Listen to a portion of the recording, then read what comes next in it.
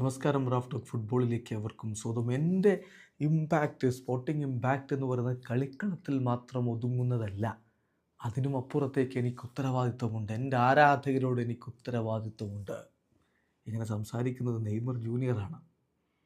അദ്ദേഹം ഇന്നലെ impact makers ഫോറത്തിൽ സംസാരിച്ചിട്ടുണ്ടായിരുന്നു. കുറേ കാര്യങ്ങൾ അദ്ദേഹം പറയുന്നുണ്ട്. ആ കൂട്ടത്തിലാണ് ഇതുകൂടി അദ്ദേഹം പറയുന്നത്. ആരാധകരോട് തനിക്ക് റെസ്പോൺസിബിലിറ്റി ഉണ്ട്. അതോടൊപ്പം ഞാൻ എപ്പോഴും സപ്പോർട്ട് ചോദിക്കുന്നൊരു കാര്യം എന്ന് പറയുന്നത് പോവേർട്ടിക്കെതിരെ പോരാടണം, അതുപോലെ വിദ്യാഭ്യാസം പ്രൊമോട്ട് ചെയ്യണം. ഇതൊക്കെയാണ് ഇപ്പോൾ നെയ്മർ സംസാരിക്കുന്നത്. അദ്ദേഹത്തിൻ്റെ വാക്കുകളിലേക്കൊന്ന് പോവുകയാണ്. എൻ്റെ സ്പോർട്ടിംഗ് ഇമ്പാക്റ്റ് എന്ന് പറയുന്നത് കളിക്കളത്തിൽ ഞാൻ എന്ത് ചെയ്യുന്നു എന്നുള്ളതിൽ മാത്രമല്ല, അത് ഡെയിലി ലൈഫിലേക്ക് എക്സ്റ്റെൻഡ് ചെയ്യപ്പെടേണ്ട ഒന്നാണ്. കാരണം ഞാൻ എൻ്റെ ഫാൻസിനോട്, അറൗണ്ട് ദി വേൾഡിൽ എനിക്ക് ഫാൻസ് ഉണ്ട്, അവരോട് എനിക്ക് ഉത്തരവാദിത്വമുണ്ട് എന്ന് വിശ്വസിക്കുന്നയാളാണ്.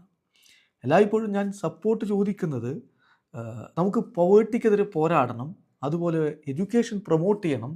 ഇതിനൊക്കെയാണ് ഞാൻ സപ്പോർട്ട് ചോദിക്കുന്നത്. നെയ്മർ ജൂനിയർ ഒരു കാര്യം കൂടി പറയുന്നുണ്ട്.